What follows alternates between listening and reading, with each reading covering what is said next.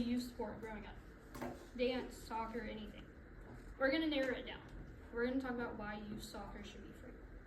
So you may be thinking, why is this white girl talking about youth soccer? I coach 4 teams. I help pay for 3 of my players on my teams. And I pay for my nephew to play for the past 3 seasons.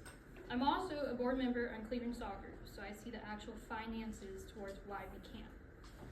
One reason why we should, based on Boca Raton Soccer Association, posted in 2024, is soccer provides life lessons that not every kid gets to know. It teaches responsibility, it teaches leadership, and how to work as a team.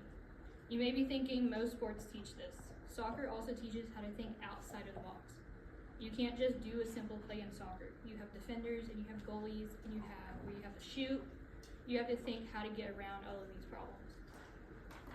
Another reason, based on the statistics from Glen Rose Soccer posted this past season, is it helps the poor side play.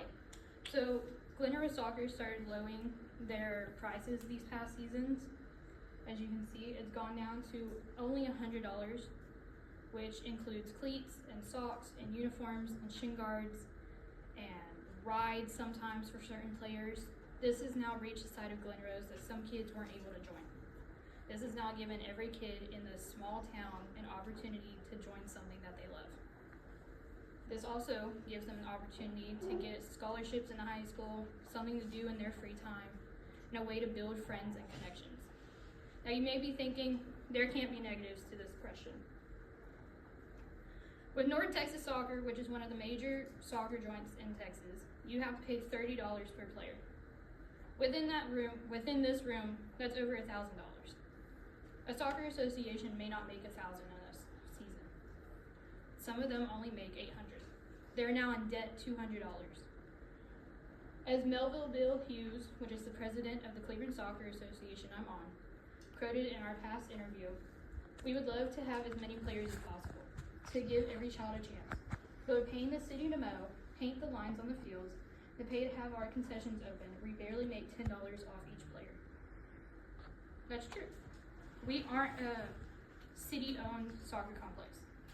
Sometimes we can't afford to pay for them to mow, to paint the lines. Sometimes our own referees, which I am, have to do the games for free. An hour-long game, not getting paid 7 times a day. Not very fair compared to the fact that we could go work. For an example, on this side is our own fields. This was taken 2 weekends ago. Our city was supposed to mow them, paint them, redo our goal, and everything for $200 that we paid. It doesn't look very nice. It's not very nice. There's potholes, and there's holes, and there's rocks, and they just don't care about it.